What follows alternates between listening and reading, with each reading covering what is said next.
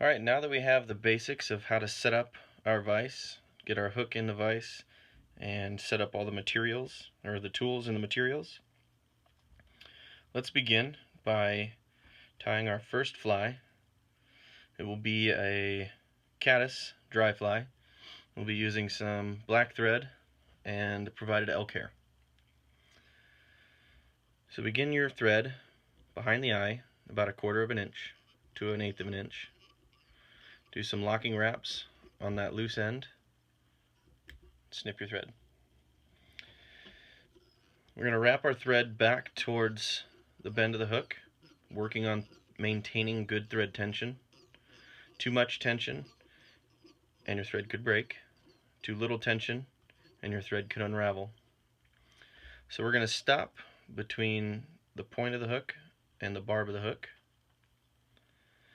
Now that we're all the way back, our thread has coiled, so what we're going to do is give it a clockwise turn, or counterclockwise turn, to uncoil the thread. So after we've spun our thread, it should have flattened out. This will help maintain an even, smooth body. So we'll begin wrapping forward, and then every few wraps we'll give it another spin in the counterclockwise direction. Maintains that flat thread, help us keep an even body.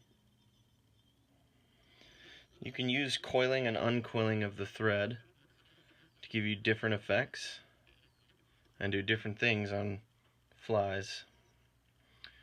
Flat thread is good for securing slippery materials.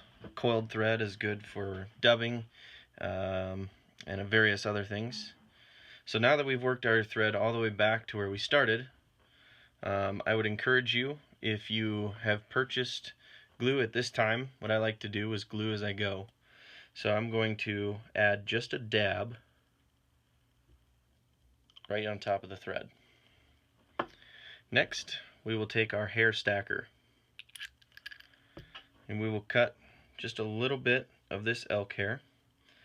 What I like to do is grab it at the base, get a size of hair that's about equal to the width of a pencil, grab the tips, and then cut close to the base. Now at this point you'll have lots of fuzzies and under fur. Go ahead and pull that out. Get as much of it out as you can. Don't worry about losing a couple strands of hair. They're not important. Just make sure you grab the tips securely and tight. Just kind of work some of that out of there. Next, what we'll do is place the hair in our stacker, tips down. And if you get a few errant hairs, don't worry about those. Next, we'll gently tap our hair stacker. What this will do is line the tips at the bottom. If you have a few errant hairs here, it's not important either. Grab the tips, and what you'll want to do is transfer them to your right hand so that you can get a better grip on your left with your left. At this point, go ahead and get some of those last few strands of underbody fur and then transfer the hair back to your right hand. I like to measure out this wing about the length of the hook shank. So what I'll do is grab the hair and keep it kind of in a column vertically and pinch it with my left hand. Next, what I will do is pull out a small length of my tying thread, and I'll do 2 loose wraps, keeping them on top of each other. 2 loose wraps. When I've completed the second wrap, I will pull straight down. This allows the hair to be tightened but will not roll around. Next, I will complete 3 or 4 additional wraps, making each one tighter than the previous. Next, what I will do is pull the tips forward, make a wrap behind, make another wrap behind, and then preen the tips back again and do 1 or 2 wraps in front. This will help the wing stand up. It will also secure the wing down. Next, what we will do is trim up some of these butt ends of this elk hair. So what I'll do is kind of pull them up and work the butt ends away from the eye of the hook, pulling up gently.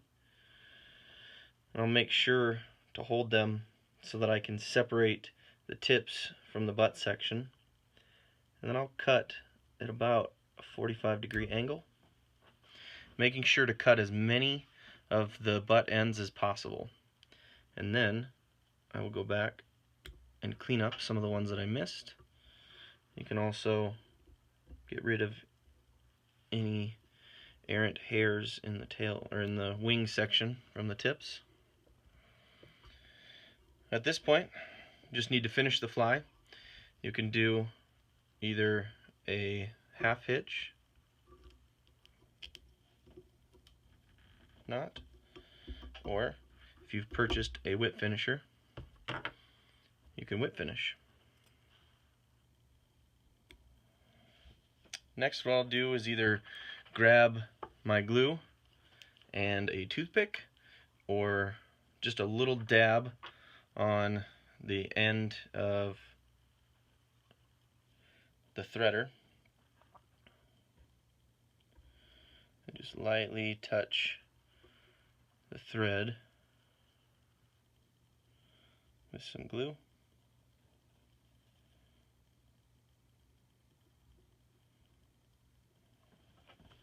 And then we're done. It's a simple, easy pattern to tie. When you get proficient at tying this pattern, it should only take you a few minutes. It's a good caddis imitation. It rides right on the water surface, and you can tie it with a variation of thread colors. I like black, maroon, tan, some good colors for caddis underbodies.